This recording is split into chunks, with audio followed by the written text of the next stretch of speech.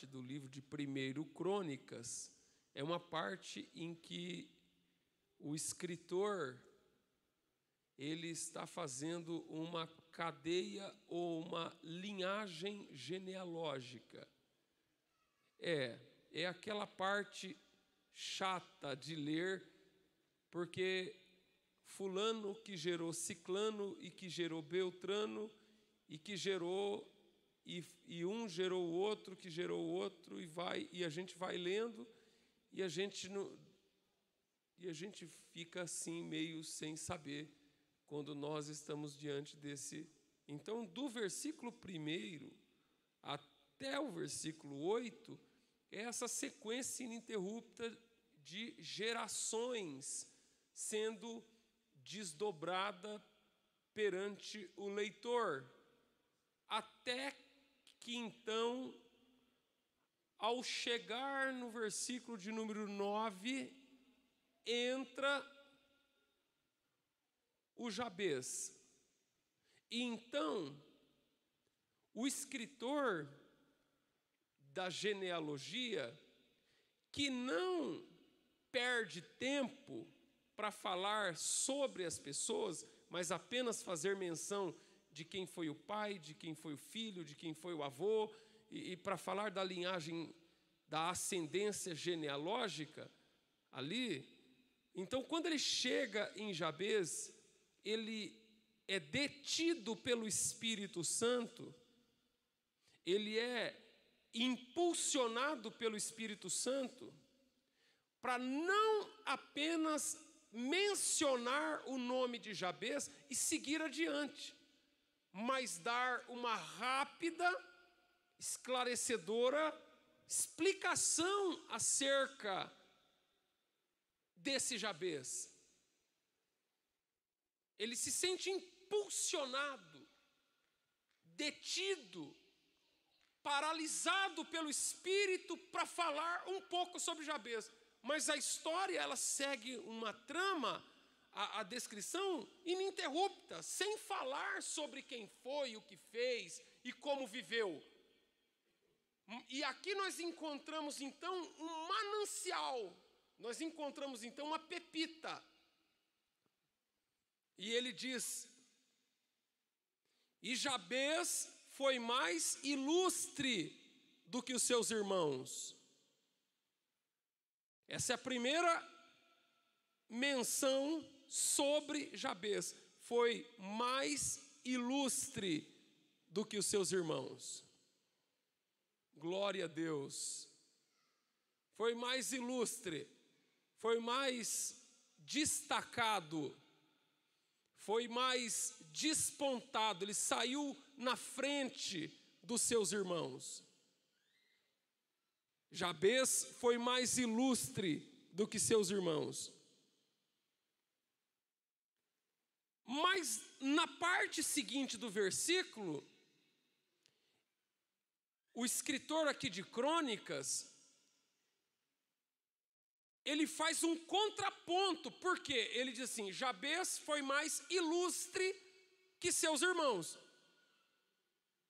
E na sequência do versículo, ele diz que Jabez foi mais ilustre que seus irmãos, mas não era para ter sido assim.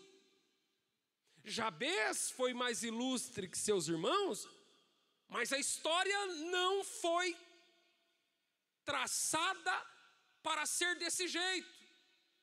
Ele foi mais ilustre que seus irmãos, mas não era para ter sido desse jeito. Ele era para ter sido pior dos seus irmãos. Ele era para ter sido justamente o contrário que os seus irmãos. Está aqui, ó. E a sua mãe,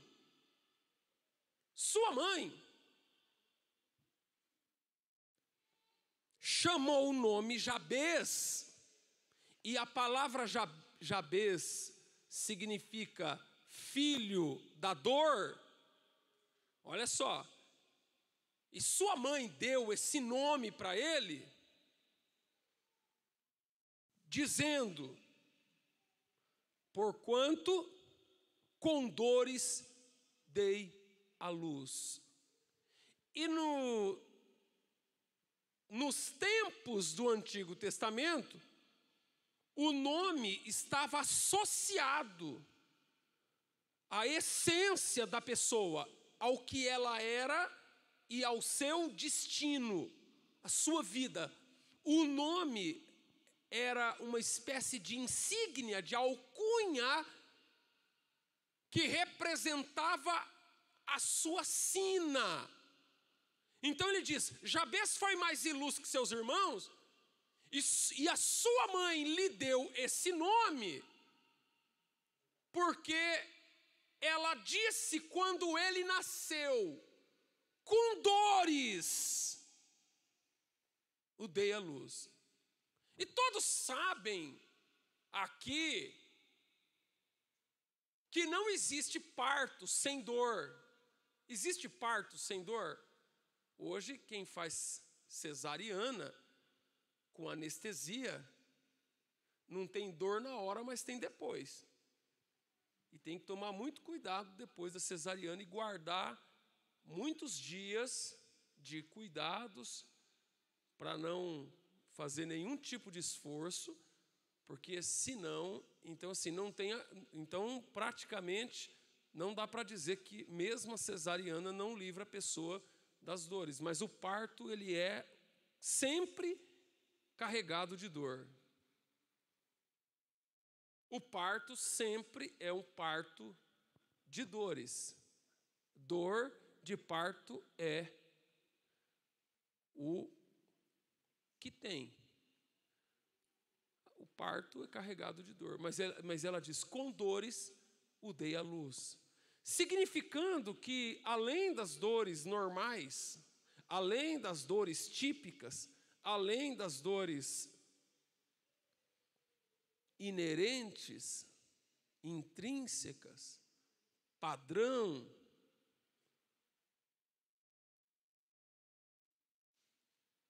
o nascimento de Jabez acarretou para ela muitas dores. Com dores o dei à luz. De tal modo que ao nascer com dores, ela atribui, logo quando ele nasce, ela descarrega, e isso acontece até hoje. Frequentemente nós ouvimos dizer que tem bebês que são rejeitados pela própria mãe. Existe até uma doença que é depressão pós-parto, que a mãe que tanto anela pelo filho, ao tê-lo nos braços, o rejeita. E tem mães ainda que rejeita o filho ainda na gestação. E esta carga de sentimento, de ressentimento, de revolta, é imputada sobre a criança, e isso gera sequelas que altera o destino da criança por muito tempo. Tem gente que carrega a dor de uma rejeição, que ele carrega traumas de uma rejeição ao longo da sua vida, que lhe impinge sofrimentos atrozes, e que muitas vezes ele nem sabe por que sofre. O grande drama da rejeição é que a pessoa descarrega uma raiva na criança, uma ira na criança, culpa, raiva, transfere aquela carga negativa, e aquilo causa um mal. Aquilo causa um mal. E por que causa um mal? Porque quando você ataca uma pessoa adulta com desprezo, com raiva, com rejeição, com ódio, o adulto, ele tem condições de se defender. Mas uma criança, quando recebe sobre si essa carga maldita, ela é completamente indefesa. Suas barreiras emocionais para impugnar esse tipo de coisa, porque quando alguém desfere um ódio contra nós, uma inveja contra nós, quando alguém olha com a cara feia, a gente, dentro de nós impugnamos aquilo. Mas a criança não tem as defesas emocionais preparadas para impugnar o ódio de quem deveria amar, o ódio de quem deveria acolher.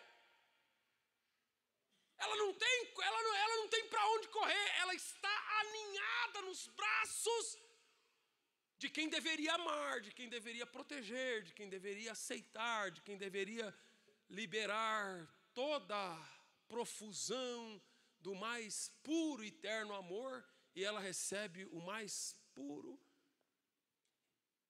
e raivoso sentimento, e isso descarrega sobre aquela criança indefesa, e isso tem um poder devastador, meus irmãos.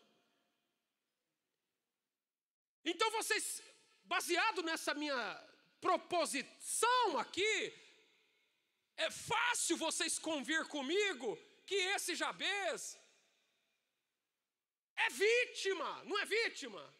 É vítima, inocente, indefesa, que logo quando nasceu, quando ele veio ao mundo, ele foi recebido pela repulsa, pela repugnância. A mãe olhava para ele assim, tinha raiva dele.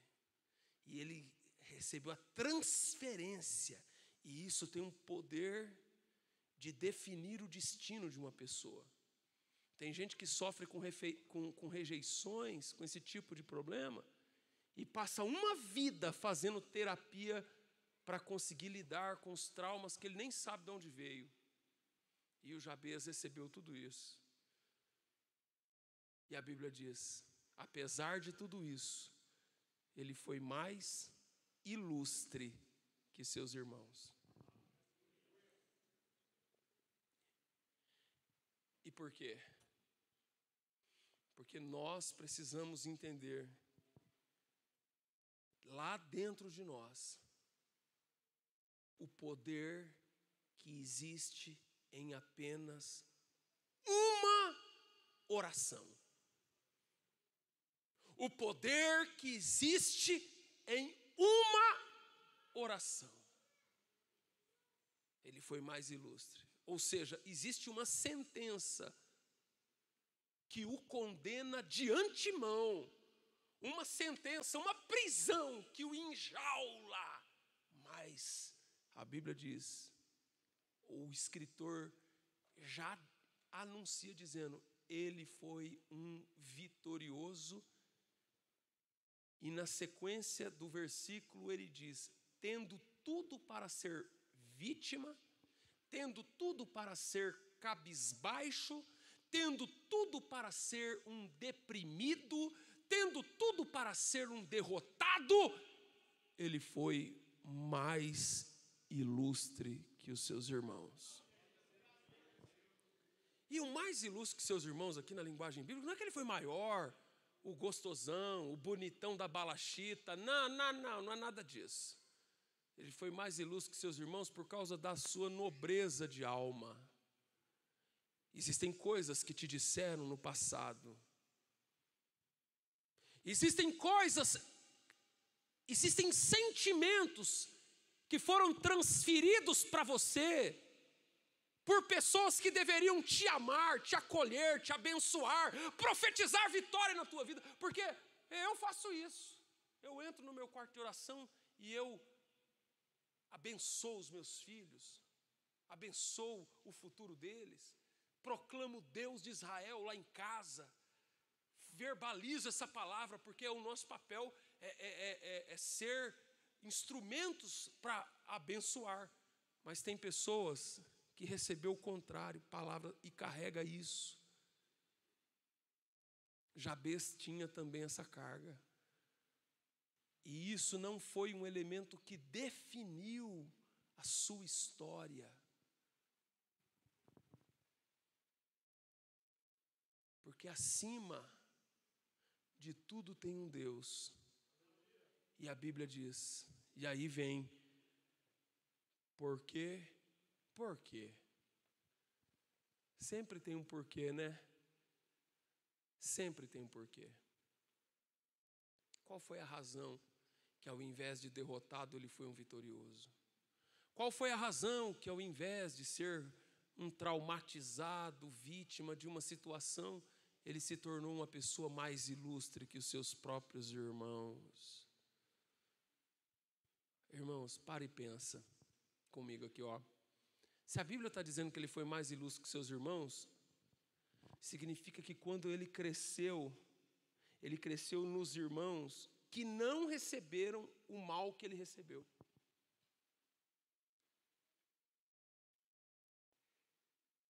Os pais devem amar todos os irmãos, todos os filhos iguais.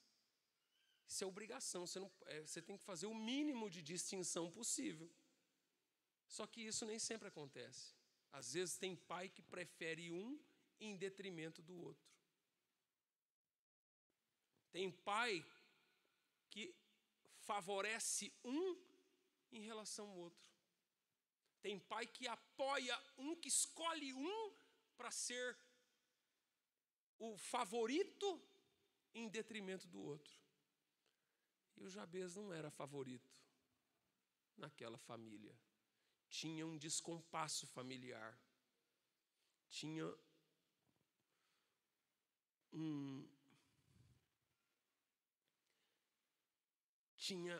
um problema no meio daquela casa. Mas a Bíblia diz, e por quê? Porque ele invocou o Deus de Israel.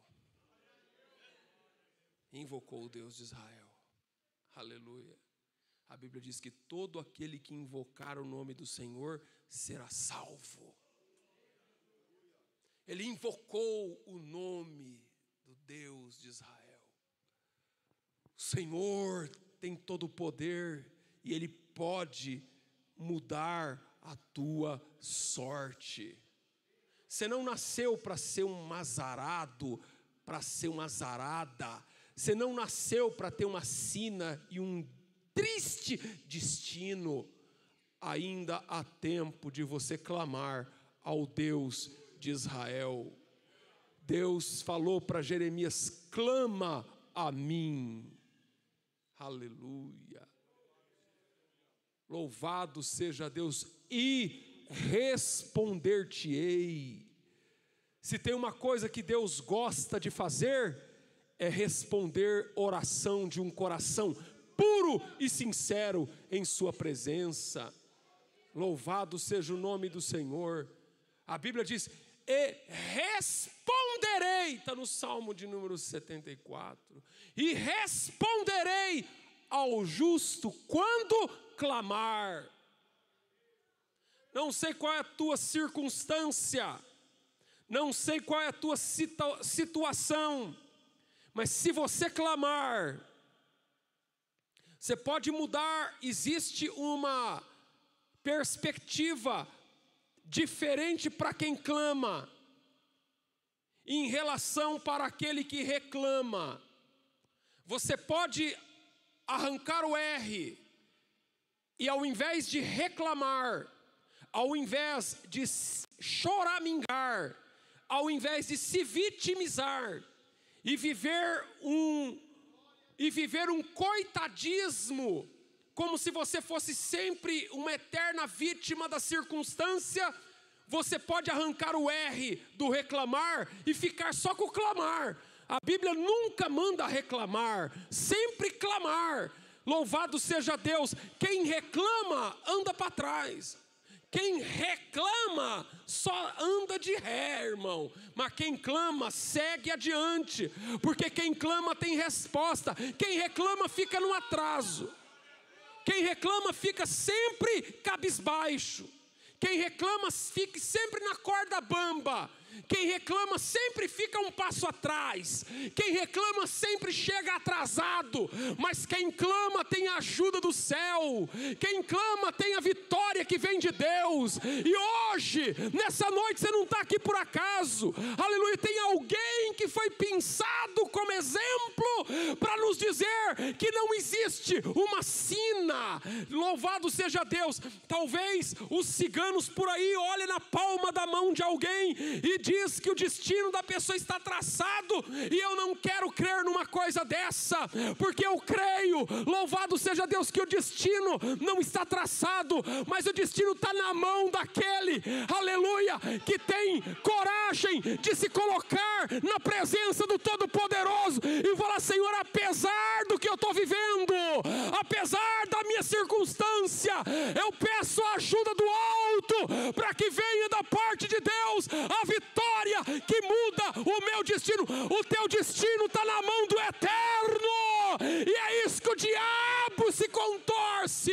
porque quando você clama, Deus assume o controle do teu destino, e o destino de Deus te levará a caminhos inimagináveis de vitória na presença de Deus. Quem é que crê nisso? Levanta a mão e glorifique a Deus.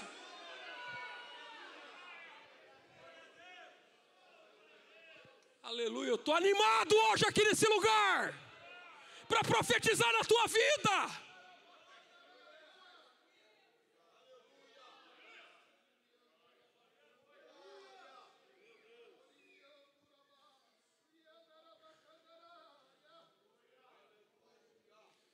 Glória a Deus, ele invocou o nome do Senhor dizendo, olha só, porque a Bíblia diz que tudo quanto dantes foi escrito, para o nosso ensino foi escrito. Pelo amor de Deus, irmão, aprenda.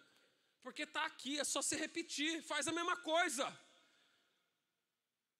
Como diz, o que você tem a perder? Nós não temos nada a perder, irmão. Faz a mesma coisa, está aqui o modelo, está aqui. Ele invocou o nome do Senhor. Ele apelou, irmão, para a suprema justiça. Foi injusto com ele? Foi. Você pode ver, toda justiça tem a primeira instância, segunda instância, terceira instância, Supremo Tribunal Federal, mas acima do Supremo Tribunal Federal, tem o Supremo Tribunal Celestial. E lá o juiz não falha, porque a justiça é a base do trono de Deus. Jabes foi injustiçado, foi logo que nasceu, vítima de uma violência emocional capaz de arruinar a sua vida. Mas ele foi mais ilustre, porque ele invocou o nome do Senhor dizendo, o que ele disse? É interessante que tudo aqui é muito simples. Nós que temos uma cabeça que complica tudo. Irmão, para de complicar as coisas, viu? Larga de ser uma pessoa complicada, pelo amor de Deus. Vem comigo na palavra. A palavra de Deus descomplica. Você tem uma cabeça muito complicada, irmão. Para tudo você encontra um jeito de falar que não vai ser. Para tudo você encontra... Não, mas tudo bem, mas comigo... Não, irmão. Com você é alguém que é amado de Deus e ponto final. Muito complicado. Pelo amor de Deus, larga de ser complicado. Larga de ser complicada, minha irmã. Abre o teu coração, recebe a palavra de Deus. Ele invocou o nome do Senhor dizendo, se me abençoares... Irmãos, perceba só que ele não pediu dinheiro para ser vitorioso. Ele não pediu uma boa profissão para ser vitorioso. Ele não pediu aplauso das pessoas para ser vitorioso. Ele pediu assim, se me abençoares. Porque a Bíblia diz que a bênção de Deus enriquece e não acrescenta dores. Porque você pode ganhar muito dinheiro. Tem gente que ganha muito dinheiro, mas sofre por causa do muito dinheiro que tem. Tem gente que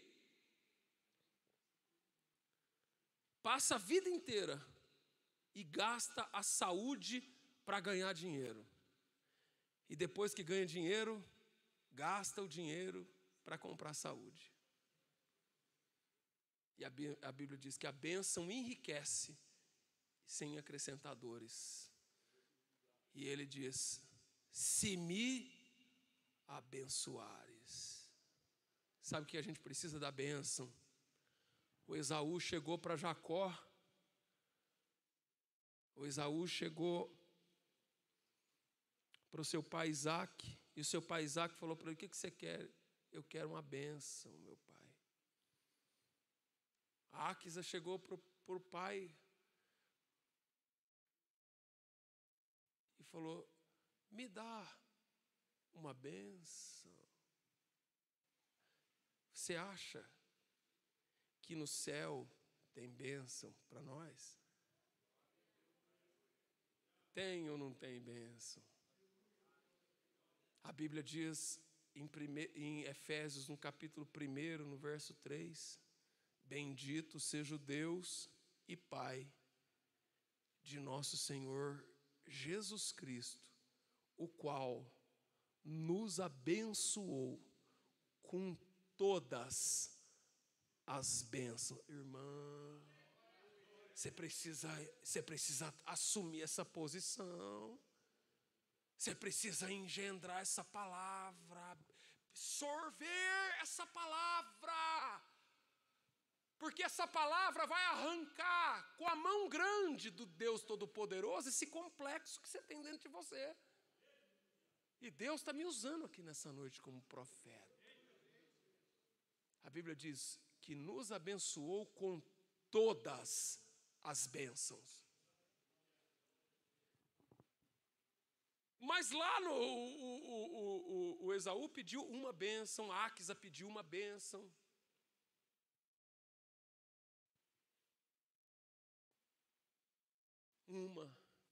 Uma bênção pode mudar a tua vida. Mas a Bíblia diz que Deus nos abençoou com todas. E se tivesse dito que nos abençoou com 50% das bênçãos, eu já estava dando glória.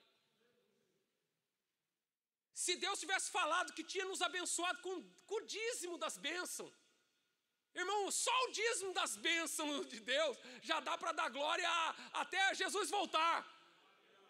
Mas lá está dizendo muito mais. Ele nos abençoou com todas as bênçãos celestiais nos lugares celestiais.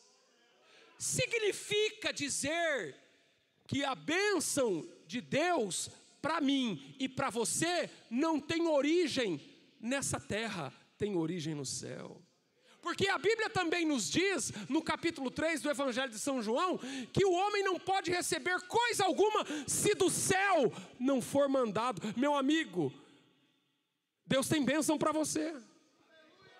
E eu penso assim nas minhas elucubrações, nas minhas imaginações, assim, nos meus pensamentos, quando eu leio essa passagem, eu fico pensando que as prateleiras do céu devem estar abarrotadas de bênção. Se uma coisa não tem racionamento no céu, é de bênção. Lá no céu não tem a lei da oferta e da procura. Não raciona a bênção. Não diminui estoque de bênção no céu só cresce.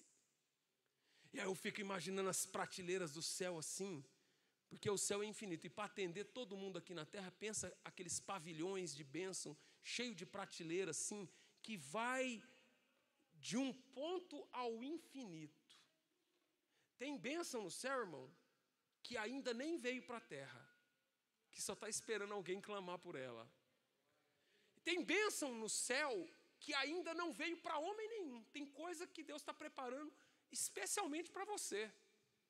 As bênçãos que tem no céu, irmão, você não precisa invejar a bênção, porque tem gente na igreja que infelizmente inveja a bênção do outro. Mas a bênção do céu, lá nas prateleiras, eu penso que é tudo muito organizado. Tudo muito organizado, organizadíssimo. Ou seja, a bênção que é para o Marcos Ladeira, irmão, tem o nome, tem o endereço, tem a medida, tem o tamanho, tem a altura, a largura, toda na medida para servir de vitória para mim e para você também, irmão. O teu nome está escrito lá em cima. O teu nome está escrito lá em cima. Tem gente que pensam que a vitória do crente é só depois que ele morre na salvação eterna. Não, não senhor, não senhora. A bênção lá no céu, irmão, está preparada para você lá, o teu nome está escrito, você está cadastrado lá no céu, aleluia, e lá tem o teu nome, lá tem o teu tipo sanguíneo, lá tem o teu DNA, lá tem todas as tuas necessidades estão entabuladas, e louvado seja Deus. E a Bíblia diz, não são porventura os anjos, seres, ministradores, a serviço dos que hão de herdar, dos que hão, irmãos, os anjos servem os que vão herdar a salvação, não é os que herdarão quando chegar lá, não. Os anjos são enviados do céu para abençoar os que hão de herdar a salvação. É para você, meu querido, é para você, minha irmã.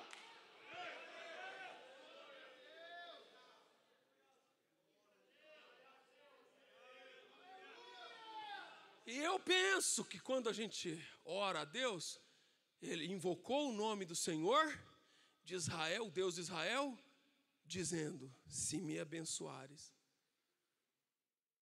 E aí, Deus lá do trono dele, que comanda a benção, o pedido chega, chega o pedido da benção. Chega o pedido lá em cima, pá! E aí Deus olha para o pavilhão dele assim, aquele pavilhão para atender 8 bilhões de seres humanos na Terra. Olha aquele pavilhão enorme. E já manda um sinal para um dos anjos, e os anjos saem num voo rasante, naquela prateleira que está o teu nome lá. E vai. Pega as asas do vento e segue. Pega a bênção. O que ele está precisando? E de lá de cima, debaixo da ordem do Todo-Poderoso, ele desce. Louvado seja Deus. A Bíblia diz, Jesus falou assim, vocês verão coisas maiores do que estas.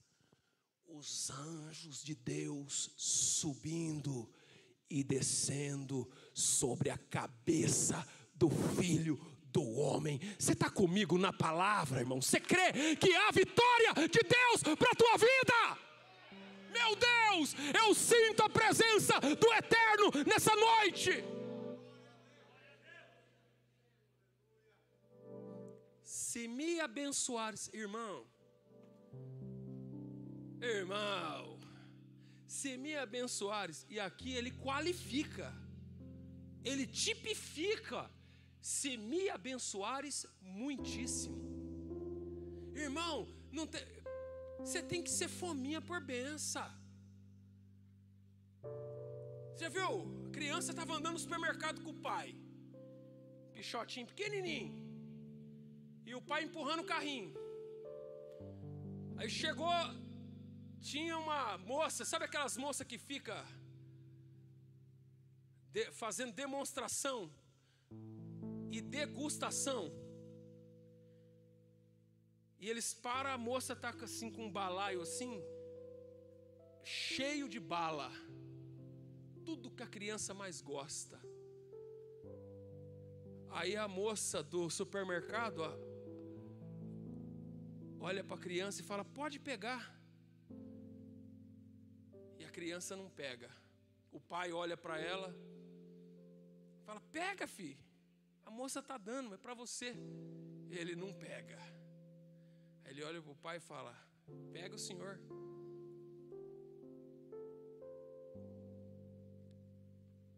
Aí o pai fica pensativo. Não, pega, não, pai, pega o senhor. Aí o pai vai, aí ele fala assim, mas por quê, filho? Porque a tua mão é maior.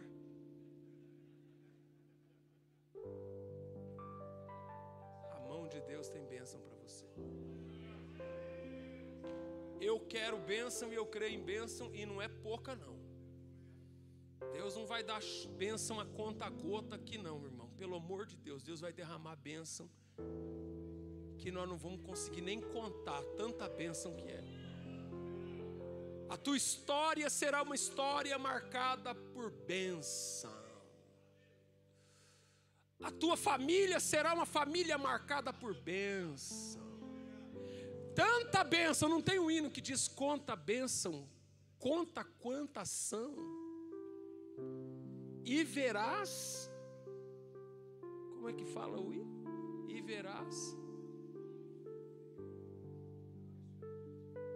E verás surpreso o quanto Deus já fez, se me abençoares muitíssimo. Irmãos, somos nós que temos uma mentalidade tacanha, reprimida. O diabo quer reprimir a tua mentalidade de fé. O diabo quer reprimir a tua mentalidade de fé. Em nome de Jesus, cai por terra agora. Abra o teu coração e a tua mente e fala: Senhor, me abençoa muitíssimo. E eu fico vendo assim a ousadia, a coragem, a audácia de dizer muitíssimo. E por quê? Por causa da visão que ele tem acerca do Deus de Israel.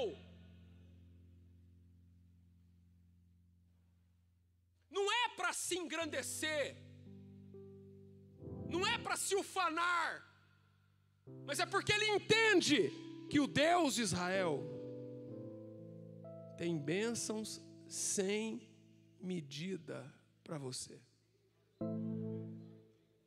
Se me abençoares muitíssimo, e os meus termos amplificares, louvado seja Deus. Se o Senhor me abençoar muitíssimo e aumentar os meus termos, meu espaço, você precisa de espaço.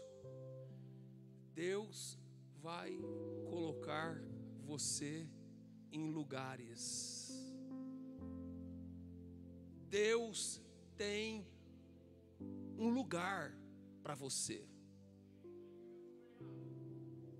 Quem já foi no shopping center e chegou no estacionamento e estava entupido de carro no estacionamento? Fala: não, aqui não tem lugar para mim. Aí às vezes eu falo: não, Deus tem um lugar para mim aqui nesse estacionamento. Uai, daqui a pouco eu acho um. E às vezes você chega parece que não tem vaga. No instantinho alguém sai assim pertinho de você, você já crava ali e encaixa ali, é o teu lugar. Desse mesmo jeito, eu acredito que Deus tem um lugar para mim e para você. Deus tem um lugar para você. Deus tem um lugar para você dentro da tua profissão. Deus tem um lugar para você dentro do teu ministério. Um lugar preparado por Deus. Louvado seja o nome do Senhor. Mas o pedido dele é assim: eu quero que o Senhor coloque eu no lugar e aumente o meu lugar. Aumente o meu campo de atuação. Eu acredito que Deus vai aumentar a tua atuação. Você vai trabalhar para tanta gente. Você vai ter clientes, irmão. Deus vai preparar cliente para você do outro lado do mundo. Deus vai preparar cliente para você de Itatiba, mas daqui a pouco o pessoal fora de Itatiba, da cidade circunvizinha, vai ligar. De repente, pessoal de outros lugares do estado vão te chamar. Porque Deus tem um lugar: se amplificares o meu lugar. E conforme Deus vai ampliando o teu lugar, por que Deus quer ampliar o teu lugar? Porque através de você, o reino de Deus se estabelece. Você sabe que eu sou da opinião, eu estou terminando já, eu sou da opinião, eu não gosto, mas quem gosta eu respeito e não sou contra não. Eu vou falar aqui, mas eu já vou dizer que se você faz isso, eu não tenho nada contra. Eu não sou de ficar escrevendo Jesus te ama, colocando, eu não tenho nada com isso. Eu não gosto desse tipo de coisa, de ficar colocando no carro assim, esse carro é propriedade de Jesus. Se você põe, não tem problema. Não tem problema. Porque eu acredito que as pessoas vão conhecer o Deus que eu sirvo pela firmeza da palavra que eu tenho nos negócios que eu faço.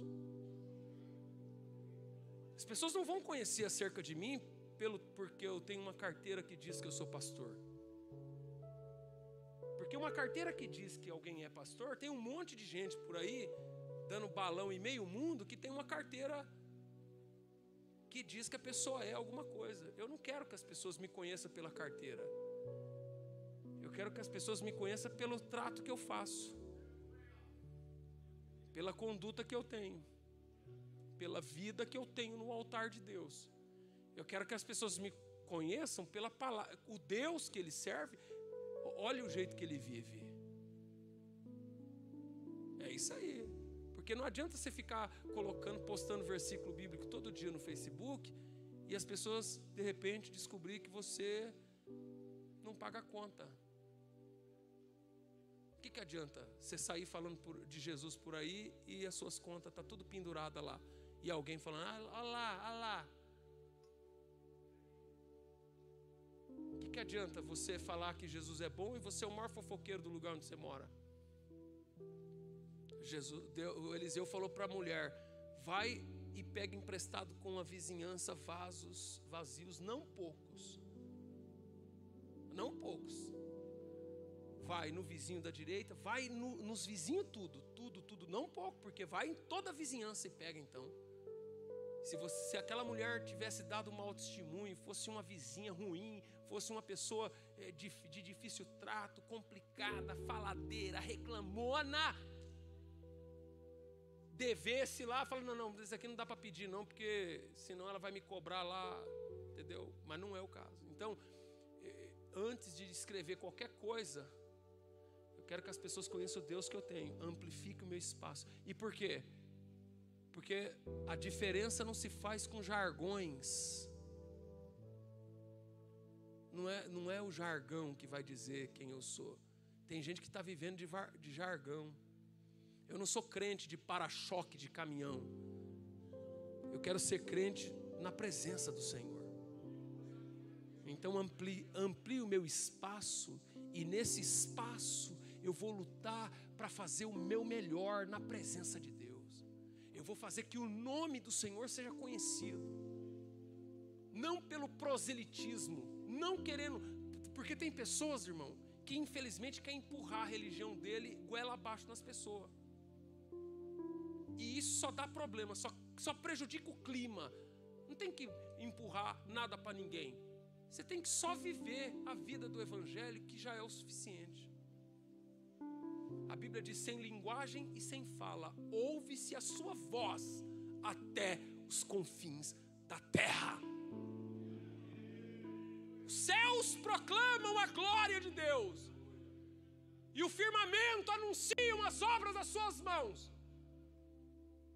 Enquanto existir esse céu estrelado, eles estarão evangelizando e proclamando a grandeza de Deus, proclamando silenciosamente que existe um Deus sobre tudo isso daqui, e não tem como calar. Os céus estrelados, não tem como calar. Não tem como apagar. Amplia, Senhor, o meu espaço, para que nele, para que onde Deus me colocar, Deus te colocou onde te colocou para quê? Já parou para pensar que Deus te colocou na igreja onde você congrega? Por que você congrega nessa igreja? Tem muitas pessoas que vão à igreja porque quer receber. E a Bíblia diz que melhor é dar do que receber. Tem gente, eu quero receber. Quem quer receber? Para receber tem um monte. Eu quero receber, quero receber, quero receber. Eu não quero, irmãos, receber todo mundo quer. Eu quero saber o que você está disposto a dar, porque melhor é dar. Porque receber, quem vive para receber, vive para um futuro. Agora, quem vive para dar, o receber está no passado, ele já recebeu, por isso que ele dá. Então, quem vive para receber está na perspectiva errada. Está no descompasso do tempo de Deus. Está descompassado com o tempo de Deus. Que ele vive para receber, eu quero receber. Então você chegou atrasado, irmão. Que aqui não é para receber, aqui é para dar. Receber foi lá atrás. Receber foi no domingo. Recebeu quem veio no domingo. Hoje aqui é de dar. Entendeu? Receber foi o ano passado. Esse ano é o ano de dar. Então você não tem que orar para você receber. Você tem que orar para você dar, irmão. Alguém ganha 1.000, acha que 100 de dízimo é muito. E se ele ganhasse 10.000? 1.000 seria muito? Você está entendendo a visão? A pessoa ganha 1.000, acha que 100 é muito para dar de dízimo. E Deus fala, rapaz, melhor é dar do que receber. Que tal ganhar 10.000? Eu quero. Então, aprenda a dar 100. Quer que o seu espaço aumente? Você quer que a vitória chegue? Eu quero dar 5.000. Então, que tal ganhar 50.000? Agora, se você não consegue crescer na ótica de Deus, no princípio do evangelho, irmão, o evangelho é feito de princípio. E o princípio é o fato gerador do milagre. Amplifique os meus termos. Você quer que amplifique? Você quer aumentar os teus termos? Se eu perguntar aqui para as pessoas, quem gostaria de ganhar mais? Quem gostaria de ganhar o dobro do que ganha hoje? Quem que não quer ganhar o dobro? Até eu quereria ganhar o dobro. Mas eu pergunto, você está disposto a dar mais? Para receber mais? Ou você só quer receber para não dar nada? O dar não está no teu